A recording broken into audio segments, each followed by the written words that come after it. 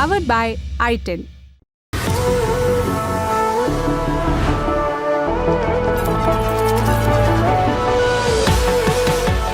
आज शुरुआत दो तस्वीरों से करते हैं। पहली तस्वीर, हेलमेट लगाकर सरकारी बस चलाता हुआ एक ड्राइवर। वो कौन से हालात होते हैं जिसमें लोकतंत्र की छवि और कानून व्यवस्था दोनों को हेलमेट लगाकर निकलना पड़ता है। जगह है कोलकाता, तारीख है 28 अगस्त। एक तरफ विपक्ष का बुलाया प्रदेश बंद और सड़क पर भयंकर बवाल, और दूसरी तरफ सरकार का फरमान कि हर सरकारी कर्मचारी काम पर मौजूद रहे। तमाम सरकारी कर्मचारी बचते बचाते काम पर मौजूद रहे भी। दूसरी तस्वीर देखिए, हाथ में तिरंगा थामे एक बुजुर्ग की। जगह है कोलकाता, तारीख 27 अगस्त। एक तरफ न बनना चलो का नारा और दूसरी तरफ पुलिस के वाटर कैनन, बीच में ये बुजुर्ग। पश्चिम बंगाल में दोनों तस्वीरों के इर्द गिर्द उपजे हालात पर आज विस्तार से बात करेंगे। साथ में बात करेंगे गुजरात के मौसम पर और हेमा कमेटी की रिपोर्ट के बाद लगातार हो रहे खुलासों और मुकदमों पर। नमस्कार, अपन है कुलदीप और आप देखना शुरू कर चुके हैं दी लल्लन टॉप शो। बहुत पुलिस ना बीचे दादा, किछु होबे ना, माने बहुत पुलिस लगी हुई है भाई, कुछ नहीं होगा। पश्चिम बंगाल में भारतीय जनता पार्टी ने 28 अगस्त को बंगाल बंद बुलाया, जिसका असर एक पंक्ति में कुछ ऐसा ही रहा। 12 घंटे का ये बंद बुलाया गया था, जो सुबह 6 बजे से लेकर शाम 6 बजे तक प्रभावी रहा। कोलकाता सहित तमाम अन्य शहरों में बंद का मिला जुला असर देखने को मिला। भाजपा कार्यकर्ता कोलकाता में सुबह से ही सड़कों पर उतरे, दुकानों को बंद कराया, पब्लिक ट्रांसपोर्ट के तमाम साधनों को रोका गया। राज्य में अलग अलग जगहों पर ट्रेनों को भी रोका गया। हुगली स्टेशन पर हावड़ा लोकल ट्रेन को रोका गया। सियालदह के पास बनगांव सियालदह एक्सप्रेस को भी रोका गया। कार्यकर्ता जाकर पटरियों पर बैठ गए। हालांकि दोनों स्थानों पर पुलिस ने जल्द ही पटरियां खाली करा दी। बसों और कैब्स को भी जगह जगह पर रोका गया, लेकिन कुल मिलाकर अधिकतर जगह सेवाएं जो हैं चालू रही। प्रदेश भर से 100 से अधिक लोगों को पुलिस ने डिटेन किया। कूच बिहार से 2 भाजपा विधायकों को भी हिरासत में लिया गया। आरोप है कि इन्होंने बस टर्मिनस पर बस सेवाओं को रोकने की कोशिश की। ये दोनों विधायक हैं, तूफानगंज से विधायक मालती रावा और नाताबाड़ी से विधायक मेहर गोस्वामी। इस बीच भाजपा नेता प्रियंगू पांडे ने टीएमसी पर एक संगीन आरोप लगाया। उन्होंने कहा कि नॉर्थ 24 परगना जिले के भाटापारा में बंद के दौरान उनकी कार पर फायरिंग की गई। उन्होंने आरोप लगाया कि टीएमसी के लगभग 50 से 60 लोगों ने रोड ब्लॉक करके गाड़ी रुकवाई। कई राउंड की फायरिंग की गई और बम भी फेंके गए। ड्राइवर समेत 2 लोगों को गोली लगी है, एक गंभीर रूप से घायल है। आज सुबह जो है घर से निकले हैं अपने नेता अर्जुन सिंह जी के घर जाने के लिए। सुबह 8:15 में 3 मिनट भी नहीं हुआ होगा, घोषपाड़ा रोड पे उठे हैं, इंग्लैंड मिल क्रॉस किए हैं। रास्ते पर अचानक भाटपाड़ा म्यूनिसिपैलिटी का जेटिंग मशीन ला करके रास्ता जाम कर दिया गया। जैसे ही हमारी गाड़ी रुकी है, वैसे ही 50 से 60 लोग जो है हमारे गाड़ी को, हम लोगों के गाड़ी के ऊपर जो टारगेट करके बम चलाना शुरू किया है। 7 से 8 जो है बम चला है। उसके बाद स्पेशली टारगेट करके हमारे ऊपर जो गोली चला है, जो 6 से 7 राउंड आप देख सकते हैं। गाड़ी के कांच में एक गोली जो है सामने फ्रंट पे मेरे सीट के सामने ही जो आके अटका है, जो गोली चला है। पश्चिम बंगाल में बवाल चल रहा था, तभी ये मसला कलकत्ता हाईकोर्ट तक भी पहुंचा। संजय दास नाम के एक व्यक्ति ने हाई कोर्ट में बंद के खिलाफ जनहित याचिका लगाई। मांग की कि इस पर त्वरित सुनवाई हो और बंद पर रोक लगाई जाए। हाई कोर्ट ने यह याचिका खारिज कर दी। वजह की याचिका लगाने वाले शख्स को कोर्ट ने पहले ही एक केस में निषिद्ध किया हुआ है, डिबार किया हुआ है। पहले ही संजय दास ने एक याचिका लगाई थी, फिर कोर्ट ने जो फैसला दिया उसके खिलाफ उन्होंने टिप्पणियां कर दी थी, जिसके बाद उन्हें निषिद्ध कर दिया गया, यानी डिबार कर दिया गया। इसी नाते अब भी इनकी लगाई गई याचिका पर हाई कोर्ट के चीफ जस्टिस टीएस शिवगनम ने कोई विचार नहीं किया। डिबार करना माने किसी को कोई काम करने से रोकना। कई मौकों पर सरकार या कानून की तरफ से किसी व्यक्ति को कोई अमुक काम करने से डिबार किया जाता है, जैसे कि इन याचिकाकर्ता के केस में हुआ कि इन्होंने अदालत का सम्मान नहीं किया, तो अदालत ने उन्हें याचिका लगाने से डिबार कर दिया। याचिका उनकी खारिज हुई। भाजपा के प्रदर्शन जो चल रहे थे पश्चिम बंगाल में, वो जारी रहे। इसी क्रम में कोलकाता में हुए प्रदर्शन में पश्चिम बंगाल के भाजपा अध्यक्ष जो हैं, प्रदेश अध्यक्ष सुकांत मजूमदार भी शामिल होने पहुंचे। उन्होंने कहा कि भाजपा कल से 7 दिन तक जगह जगह पर धरना देगी और उनके पास इसकी लीगल परमिशन भी है। आप देखेंगे कि आज भाटपाड़ा में गोली चल गया, 3 राउंड गोली चली है कम से कम। हमारे कार्यकर्ता आहत भी हुए, लेकिन पुलिस जो अपराधी है उसको गिरफ्तार नहीं कर पाएगी। बीजेपी के नेताओं के पीछे भाग रही है पुलिस। यही ममता बनर्जी की पुलिस है, नाकामयाब नालायक पुलिस है। और उससे भी ज्यादा नालायक जिसने इस पुलिस को नालायक बनाया, वो हमारा इस स्टेट का होम मिनिस्टर यानी ममता बनर्जी है। भारतीय जनता पार्टी की तरफ से बंद पर और भी रिएक्शंस आए। पूर्व राज्यसभा सांसद रूपा गांगुली ने बंद का समर्थन किया, तो मध्य प्रदेश सरकार में मंत्री कैलाश विजयवर्गीय ने ममता बनर्जी की तुलना हिटलर से कर डाली। अगर आज के समय में हिटलर के बाद कोई तानाशाह हुआ है तो ममता जी है। वहाँ पर पुलिस असामाजिक तत्व और राजनेताओं का एक नेक्सस काम कर रहा है। आपने देखा होगा कि जो रेपिस्ट है वो पुलिस की गाड़ी में मोटरसाइकिल पे गया। तो ये बहुत शर्म की बात है कि जहाँ महिला मुख्यमंत्री है वहाँ महिलाएं सुरक्षित नहीं हैं और वहाँ के मुख्यमंत्री अपराधियों के साथ है। खाली खाली बस जा रहा है, देखिए प्लीज ये दिखा दीजिए एक बार, दिखा दीजिए एक बार। 4 लोग बैठे पूरे बस में, पूरा बस खाली है। मतलब लोग बोल रहे हैं, ये टीएमसी वाले बोल रहे हैं कि बंद, कुछ नहीं हुआ, लोगों ने माना नहीं, लोगों ने माना नहीं। हाँ माना है। जो टीएमसी के कार्यकर्ता अस्पताल में जो हुआ ये तो बहुत ही ज्यादा दुखद है और दर्दनाक। वहां पर डॉक्टरों ने जब प्रदर्शन रखा या मांग की कि न्याय मिले तो गुंडे वहां आ गए उनको धमकाने के लिए, तोड़फोड़ करने के लिए। पुलिस की कार्रवाई धीरे रही है, पुलिस ने कोई वहां शीघ्रता दिखाई नहीं। कोर्ट का हस्तक्षेप हुआ, कोर्ट से बड़े स्पष्ट सवाल उठे, कठोर सवाल उठे। अब जब प्रदर्शनकारी हैं तो एक गोलियां चलाई जा रही है उन पे, ऐसा वीडियो निकल रहा है। पुलिस जो है बहुत तीव्रता के साथ प्रदर्शनकारियों के खिलाफ कार्रवाई कर रही है, लेकिन जिस विषय पे वो प्रदर्शन कर रहे हैं उस पर कोई काम नहीं हो रहा है। इन सब से दिखता है कि वहां कानूनी व्यवस्था जो है बहुत गंभीर रूप से ठप हो गई है और वहां की सरकार जो है अपने संवैधानिक दायित्व से परे काम कर रही है। दूसरी तरफ पश्चिम बंगाल की मुख्यमंत्री ममता बनर्जी इस समय क्या कर रही थी?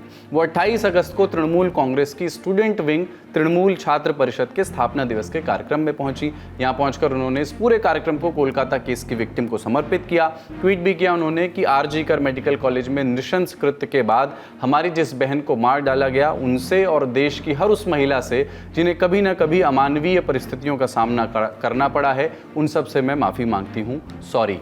ममता बनर्जी ने यह भी कहा कि कुछ लोग पश्चिम बंगाल को बांग्लादेश समझ रहे हैं। अगर किसी ने बंगाल में आग लगाने की कोशिश की तो आग सिर्फ बंगाल तक सीमित नहीं रहेगी, उत्तर प्रदेश, दिल्ली, नॉर्थ ईस्ट तक जाएगी। बांग्लादेश एक आलादा राष्ट्र, भारतवर्ष एक आलादा राष्ट्र।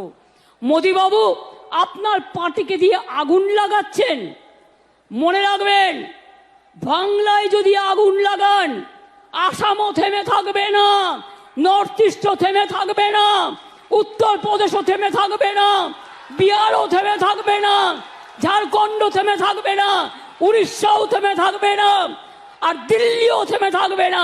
पश्चिम बंगाल के मुख्यमंत्री ने यह भी कहा कि उनकी सरकार अगले हफ्ते विधानसभा सत्र बुलाएगी और बलात्कारियों को मौत की सजा दिलाने के लिए 10 दिन के भीतर बिल पारित करवाएगी।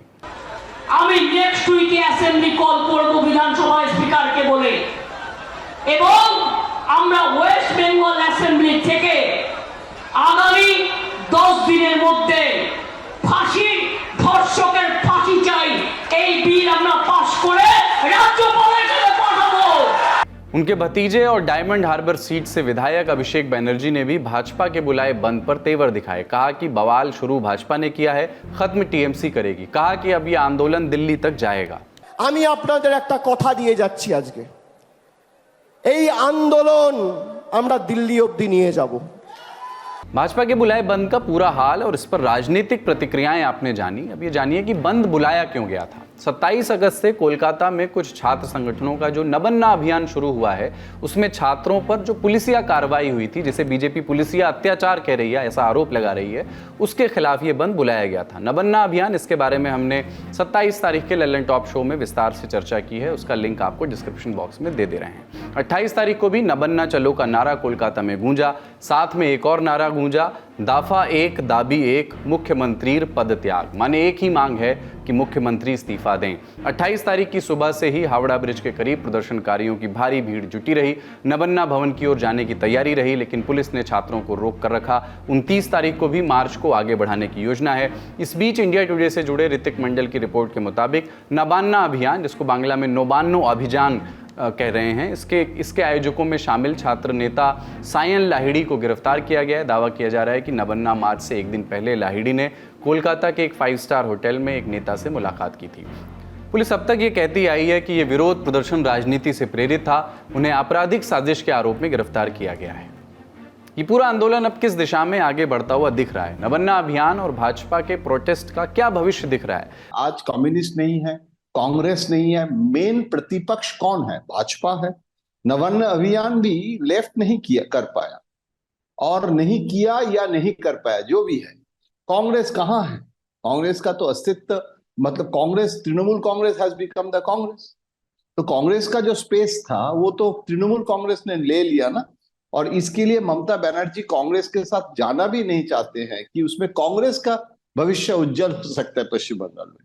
लेकिन भाजपा का जो ग्रोथ हुआ है पश्चिम बंगाल में इस समय, हर इशू में पॉलिटिकली उसका फायदा लेना, वो तो राजनीतिक दल का काम है। लेकिन मुझे इसमें एक ही संदेह है, कितना लाभ होगा कितना नुकसान होगा, कि भाजपा को, मैं दिल्ली में रहता हूं, इसके कारण मैं 40 साल भाजपा को दिल्ली में देखता हूं और बहुत नजदीक से, क्योंकि मेरा बीट था भाजपा। तो इसीलिए मुझे लगता था कि कभी मध्य प्रदेश में, इवन उत्तर प्रदेश में, भाजपा एज अपोजिशन, अभी देखिए मध्य प्रदेश में भी तो भाजपा पावर में जब आया, कभी कांग्रेस के साथ इतना वायोलेंट मूवमेंट कभी भाजपा का डीएनए में नहीं है। जनसंघ आरएसएस का कल्चर में, मतलब ये जो प्रोटेस्ट होता है लेकिन उसमें ज्यादा गांधीगिरी रहता है। ये जो फॉर्म ऑफ प्रोटेस्ट है, ये एक new experiment for Bengal chapter, ये एक नई बीजेपी, क्योंकि पश्चिम बंगाल में ये एक परंपरा बन गया है, हिंसा, राजनीतिक हिंसा। कांग्रेस के जो एक समय था जब नक्सल मूवमेंट हुआ था, तो कांग्रेस का जो लुम्पेन था वो सीपीएम में आया था, और सीपीएम 77 से जब पावर में था, वो एक्सटेंशन ऑफ दैट लुम्पेनिज्म वो आ गया है सीपीएम में। फिर सीपीएम का जो एक्सटेंशन ऑफ दैट सीपीएमिज्म, जो हुलिगैनिज्म, जो लुम्पेन प्रोलेटारियत हम कहते हैं, वो सब लुम्पेन एलिमेंट्स तृणमूल में आ गया है। क्योंकि जब भी आप रूलिंग पार्टी बनते हैं तो उसके साथ साथ ये एक पैकेज डील है, वो जैसे फिल्म में दिखाता है, जो एंटी सोशल है वो एमएलए के पास आता है, बेल के लिए किसके पास जाएगा, ऑपोजिशन प्रतिपक्ष के पास जाएगा या मंत्री के पास जाएगा, एमएलए के पास जाएगा, एमपी के पास जाएगा। तो ये परंपरा तृणमूल में आज के दिन में ममता बनर्जी का जो भी है, ममता बनर्जी का ही तो ब्रांड इक्विटी है, छवि जो है ममता बनर्जी का है, इसीलिए ममता बनर्जी के खिलाफ बीजेपी का मूवमेंट है to tarnish the previous image of Mamata Banerjee. Paschim Bangal police ने इस बीच सोशल मीडिया पर तमाम फोटोग्राफ्स जारी किए हैं। पुलिस का कहना है कि ये फोटोज उन लोगों के हैं जिन्होंने नवन्ना मार्च के दौरान 27 अगस्त को हिंसा की थी। जनता से अपील की गई है कि इन लोगों को पहचान करके पुलिस को बताएं। ये तो पुलिस के एक्शन की बात हो गई। आरजीकर मेडिकल कॉलेज में हुई घटना पर सीबीआई क्या कर रही है वो भी जान लीजिए। कोलकाता पुलिस में एएसआई अनूप दत्ता का पॉलीग्राफ टेस्ट कराया गया है। सीबीआई के सूत्रों ने बताया कि मुख्य रूप से इस सवाल का जवाब ढूंढने की कोशिश की जा रही है कि क्या एएसआई दत्ता की अपराध को छिपाने में या मुख्य आरोपी संजय रॉय की मदद करने में कोई भूमिका थी। आज ही यह भी हुआ कि इंडियन मेडिकल एसोसिएशन यानी आईएमए ने डॉक्टर संदीप घोष का लाइसेंस रद्द कर दिया है। इन सब बातों के बीच शाम को इस पूरे केस में, Kolkata rape and murder case में सबसे बड़ा डेवलपमेंट आया। घटना के 20 दिन बाद राष्ट्रपति द्रौपदी मुर्मू का इस पर पहला बयान आया। उन्होंने क्या कहा, उसकी 3 खास बातें उनके बयान की। घटना को लेकर के मैं बहुत निराश और डरी हुई हूं। अब बहुत हो चुका। समाज को ऐसी घटनाओं को भूलने की खराब आदत लग चुकी है। कोई भी सभ्य समाज अपनी बेटियों और बहनों पर इस तरह के अत्याचारों की इजाजत नहीं दे सकता। महिलाओं के खिलाफ अपराधों को रोकने के लिए सामाजिक सुधार की तत्काल जरूरत है। जब छात्र, डॉक्टर और नागरिक अपराध के जवाब में कोलकाता में विरोध प्रदर्शन कर रहे थे, तब अपराधी अन्य जगहों पर खुलेआम घूम रहे थे। राष्ट्रपति के बयान पर टीएमसी का रिएक्शन भी आया। उन्होंने कहा कि जब अयोध्या या हाथरस जैसी जगहों पर रेप होते हैं तो राष्ट्रपति का दिल क्यों नहीं दुखता है। आप देश का प्रेसिडेंट है, honourable president. Women crime against women, आप वीमेन सिक्योरिटी की बात करेंगे तो पूरा देश के लिए करना चाहिए। ये भाजपा का स्क्रिप्ट वाला बात बंगाल में हुआ है, उसको डिफेम करो, बंगाल को डिफेम करो, ये आपसे शोभा नहीं देता। भाजपा भी ज्यादा आक्रामक दिखी। कहा कि पश्चिम बंगाल में कानून व्यवस्था पूरी तरह से ध्वस्त हो चुकी है, वहां संविधान खतरे में है। ये डे 1 से दिखाई पड़ रहा है कि प्रिंसिपल को दूसरे कॉलेज का प्रिंसिपल बनाना, उसके उपरांत उस जगह को सील न करना, क्राइम सीन को सील न करना, उसके बाद क्राइम सीन के पूरे इलाके में तोड़फोड़ हो जाना, उसके बाद सीबीआई को ट्रांसफर न करना, और अब ध्यान भटकाने के लिए कहते हैं फांसी देने की बात। तो मैं बताना चाहता हूं, फांसी यहां एक प्रक्रिया के तहत दी जाती है। अफसोस की बात यह है कि सर्वोच्च न्यायालय ने स्वयं कहा कि सबूत तो आपने इतने मिटा दिए हैं, सबूतों के साथ इतनी छेड़छाड़ कर दी है ताकि यह काम आसान नहीं है। और अगर आपके मन में इतना है तो मैं पश्चिम बंगाल सरकार से पूछना चाहता हूं, रेप के कितने मामलों में फांसी दिलवा दी है? वो अपना कन्विक्शन रेट बताएं। राष्ट्रपति का सख्त बयान, टीएमसी का जवाब और भाजपा की ओर से संविधान खतरे में है की दलील। किस दिशा में जाता दिख रहा है पश्चिम बंगाल और वहां का लोकतांत्रिक ढांचा? क्या राष्ट्रपति भवन से भी अब कोई बड़ा कदम उठाया जा सकता है, जैसी मांग बीजेपी के नेता प्रवक्ता करते रहे हैं? हमने जयंतो घोषाल से पूछा। देखिए, पश्चिम बंगाल में राष्ट्रपति शासन का जो डिमांड है, ये एक समय जब ममता बनर्जी प्रतिपक्ष में थे, ज्योति बासु के समय 356 का डिमांड ममता बनर्जी भी करते थे, और एसबी चवन होम मिनिस्टर थे, वो 356 ना करके ज्योति बासु के घर में चले गए थे सॉल्ट लेक में। उसके लिए कांग्रेस स्टेट कांग्रेस बहुत खिलाफ चले गए थे वो नरसिम्हा राव के समय। तो मुझे ये 356 इट्स अ ब्रह्मास्त्र है, ये लास्ट एकदम अस्त्र होता है। अभी शुभेंदु अधिकारी स्टेट लेवल में डिमांड कर सकते हैं कि राष्ट्रपति शासन, राष्ट्रपति मोहर लगाते हैं लेकिन कैबिनेट डिसीजन लेते हैं। Home ministry is the nodal agency, और कैबिनेट होम मिनिस्ट्री के आधार पर, मतलब गवर्नर रिकमेंड करते हैं और गवर्नर का रिकमेंड के आधार पर कैबिनेट नोट लेते हैं, डिसीजन लेते हैं, फिर कैबिनेट सेक्रेटरिएट के थ्रू प्रधानमंत्री, पीएमओ, कैबिनेट सेक्रेटरिएट प्रेसिडेंट के पास जाता है, और गवर्नर हर महीने में एक स्टेट के कैसे स्थिति है, वो मूड एंड द सिचुएशन एक रूटीन मंथली रिपोर्ट भेजते हैं। वो रिकमेंडेशन रिपोर्ट नहीं है, वो हर महीने में। वो तो मुझे याद है जगदीप धनखड़ एक बार रिपोर्ट में लिखा था कि Paschim Bengal has become like North Korea. तो दैट इज नॉट रिकमेंडेशन, वो एक नैरेटिव है, वर्णना है ये। लेकिन जब रिकमेंडेशन होती है वो सिंगल वन लाइनर होता है कि वी शुड इंप्लीमेंट 356। तो ये 355 भी उसके पहले यूज होता है, जिसमें लॉ एंड ऑर्डर डिटरेट, क्योंकि law and order state subject है।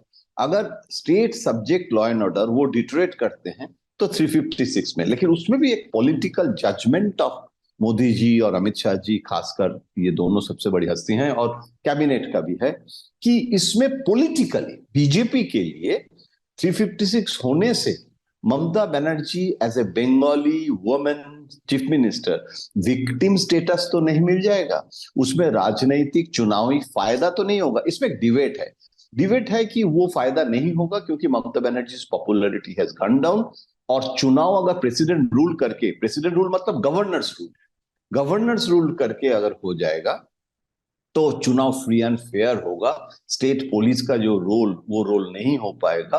तो इसीलिए दो स्कूल ऑफ थॉट है बीजेपी में भी। एक थॉट है कि नहीं, अभी भी 356 करने में ममता का फायदा होगा, और एक ओपिनियन है कि नहीं, वो लक्ष्मण रेखा अतिक्रम हो गया है, अभी आप कर सकते हैं क्योंकि पब्लिक मूड इज अगेंस्ट ममता। बड़ी खबर यहीं तक, अब सुर्खियों का रुख करते हैं। जस्टिस हेमा कमेटी की रिपोर्ट सामने आने के बाद से मलयालम सिनेमा जगत में उथल पुथल मची हुई है।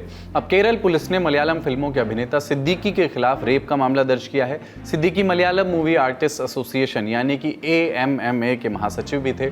अध्यक्ष समेत इस पूरी बॉडी ने 27 अगस्त को इस्तीफा दे दिया था अपने पद से। इसी के एक दिन बाद सिद्दीकी पर यह एक्शन हुआ है। मलयालम फिल्मों की एक अभिनेत्री ने उन पर यौन शोषण का आरोप लगाया था। सिद्दीकी ने भी आरोप लगाने वाली एक्ट्रेस के खिलाफ DGP से शिकायत दर्ज कराई थी। अब बात मलयालम फिल्मों के सुपरस्टार बीजेपी सांसद और केंद्रीय मंत्री सुरेश गोपी की करते हैं। त्रिशूर में जब पत्रकारों ने उनसे हेमा कमेटी की रिपोर्ट और यौन शोषण के आरोपी CPIM विधायक मुकेश पर सवाल पूछा तो उन्हें वो सवाल पसंद नहीं आया। അമ്മയിൽ നിങ്ങളിത് പോയി ചോദിക്കുക, അല്ലെങ്കിൽ അമ്മയിൽ നിന്ന് ഞാൻ ഇറങ്ങി വരുമ്പോൾ എന്നോട് ചോദിക്കുക. പക്ഷേ ഒരു വലിയ സംവിധാനത്തിന് തകിടം മറിക്കുകയാണ് നിങ്ങൾ. केंद्रीय मंत्री सुरेश गोपी ने तल्ख अंदाज में कहा कि क्या अदालत ने मुकेश के बारे में कुछ कहा? सभी शिकायतें इस समय सिर्फ आरोप है। आप लोग जनता को क्या बता रहे हैं? आप लोग अदालत नहीं हैं। इस मामले पर कोर्ट फैसला करेगा। सुरेश गोपी के इस बयान ने बीजेपी को असहज कर दिया है। केरल बीजेपी के जो प्रदेश अध्यक्ष हैं K सुरेंद्रन, उन्होंने कहा है कि पार्टी सुरेश गोपी के बयान से सहमत नहीं है। एक अभिनेता के तौर पर उनकी राय अलग हो सकती है। केंद्र सरकार ने देश भर में 12 औद्योगिक स्मार्ट शहर बनाने की परियोजना को मंजूरी दी है। ये स्मार्ट शहर 10 राज्यों में बनेंगे और इन तक पहुंच को सुगम बनाने के लिए 6 इंडस्ट्रियल कॉरिडोर्स बनाए जाएंगे। केंद्रीय सूचना और प्रसारण मंत्री अश्विनी वैष्णव ने 28 अगस्त को प्रेस कॉन्फ्रेंस करके इस योजना के बारे में बताया। कहा कि इन स्मार्ट शहरों के लिए 28,602 करोड़ रुपए निर्धारित किए गए हैं। परियोजना से लगभग 10 लाख लोगों को रोजगार मिलने की उम्मीद है। इन शहरों का विकास national industrial corridor development programme के तहत किया जाएगा। ये 10 औद्योगिक स्मार्ट शहर बनेंगे कहाँ? उत्तराखंड के खुरपिया, पंजाब के राजपुरा पटियाला, महाराष्ट्र के दिघी, केरल के पलक्कड़, उत्तर प्रदेश के आगरा और प्रयागराज, बिहार के गया, तेलंगाना के जहीराबाद, आंध्र प्रदेश के उरवाक्कल और कोपरथी और राजस्थान के जोधपुर और पाली में। कॉरिडोर और नोड्स, राइट, इस पॉइंट ऑफ व्यू से आज बहुत बड़े फैसले हुए हैं। 12 नए industrial areas, 12 new industrial areas on the industrial corridors. ये 12 नए इंडस्ट्रियल एरियाज कंबाइंड, इनमें इन्वेस्टमेंट सरकार की तरफ से आएगा 28,602 करोड़ का, 28,602 करोड़ का। अश्विनी वैष्णव ने उन 6 औद्योगिक कॉरिडोर का भी नाम लिया जो इस योजना के तहत बनने वाले हैं। इनमें अमृतसर कोलकाता, दिल्ली मुंबई, विजाग चेन्नई, हैदराबाद बेंगलुरु, हैदराबाद नागपुर और चेन्नई बेंगलुरु कॉरिडोर शामिल हैं। अगली सुर्खी है गुजरात से। यहाँ 2-3 दिन से भयंकर बारिश हो रही है। बारिश की वजह से बाढ़ की स्थिति बन गई है। गुजरात के 13 जिलों में पिछले 24 घंटों में 200 मिलीमीटर से ज्यादा बारिश हो चुकी है। 18 जिलों में जलभराव की खबरें हैं। 5 जिले राजकोट, आणंद, मोरबी, खेड़ा, वडोदरा और द्वारका में सेना को उतारा गया है। बाढ़ और बारिश से 3 दिनों में 15 लोगों की मौत की खबर आ चुकी है। 23,000 लोगों को रेस्क्यू किया गया है। 50 से ज़्यादा ट्रेनें रद्द कर दी गई हैं। अहमदाबाद, राजकोट समेत कई जिलों में प्राइमरी, सेकेंडरी स्कूल और कॉलेजों में छुट्टी कर दी गई है। बुधवार और गुरुवार को भी पूरे सौराष्ट्र और कच्छ में भारी बारिश का अनुमान है। गुजरात को अमूमन हम अग्रेसिव मानसून वाले राज्यों में नहीं गिनते हैं, लेकिन इस बार हालात ऐसे क्यों बन गए? तो हाल ही में गुजरात और आसपास के राज्यों में भारी बारिश और बाढ़ की खबरें आई हैं। इसके पीछे एक शब्द जो बार बार आ रहा है वो land based deep depression system का आ रहा है। अब ये क्या होता है कि कई बार जो हवाएं होती हैं वो गर्म होती हैं और ऊपर उठती हैं, और जब वो ऊपर उठती हैं तो वहाँ पर एक लो प्रेशर एरिया बनता है। अब जो हवाएं और तेज़ होती हैं तो उसे एक डिप्रेशन बोलते हैं। अब डिप्रेशन में जो हवा की रफ्तार होती है वो करीब 30 किलोमीटर या उससे ज़्यादा होती है। अब ये हवा और जब धीरे धीरे तेज़ होती जाती है तो उसे डीप डिप्रेशन बोलते हैं। डीप डिप्रेशन में जो हवा की रफ्तार होती है वो 51 से करीब 62 किलोमीटर प्रति घंटे की रफ्तार होती है। और ये जो डीप डिप्रेशन सिस्टम है यही हाल ही में गुजरात और इसके आसपास के राज्यों में बना, जिसकी वजह से भारी बारिश हुई। इसमें ख़ास बात ये है कि जो ये डीप डिप्रेशन सिस्टम है लैंड बेस्ड है, यानी कि ये सतह पर बना है। और सतह पर जो है कि अभी डाउन टू अर्थ ने IMDB के डाटा के आधार पर एक रिपोर्ट बताई कि सतह पर बनने वाले डीप डिप्रेशन सिस्टम जो हैं वो काफ़ी रेयर हैं। भारत में पिछले 1 दशक में सिर्फ 6 ऐसे सिस्टम देखे गए हैं। जो कि ये सिस्टम बना, इसको जो ताकत मिली वो नमी की वजह से, जो सतह में नमी है उसकी वजह से इसको ज़्यादा ताकत मिल पाई, जिसकी वजह से गुजरात वगैरह में भारी बारिश देखी गई। गुजरात के मुख्यमंत्री भूपेंद्र पटेल ने एक्स पर लिखा कि गुजरात में भारी बारिश के हालात को लेकर प्रधानमंत्री नरेंद्र मोदी ने फोन पर बात की। केंद्र की ओर से हर संभव मदद का आश्वासन दिया गया है। अगली सुर्खी जम्मू कश्मीर से। यहाँ महबूबा मुफ्ती की party peoples democratic party PDP ने 17 सीटों पर प्रत्याशियों की दूसरी लिस्ट जारी कर दी है। सबसे अहम नाम गांदरबल से बशीर अहमद मीर का। अहम इसलिए क्योंकि नेशनल कॉन्फ्रेंस की तरफ से इस सीट पर प्रत्याशी हैं पूर्व मुख्यमंत्री उमर अब्दुल्ला। यानी अब यह भी स्पष्ट हो गया है कि PDP नेशनल कॉन्फ्रेंस और कांग्रेस के साथ प्री पोल अलायंस तो कम से कम नहीं कर रही है। दूसरी तरफ पार्टी की दूसरी लिस्ट आने के साथ ही महबूबा ने यह भी ऐलान कर दिया है कि वो विधानसभा चुनाव नहीं लड़ने वाली हैं।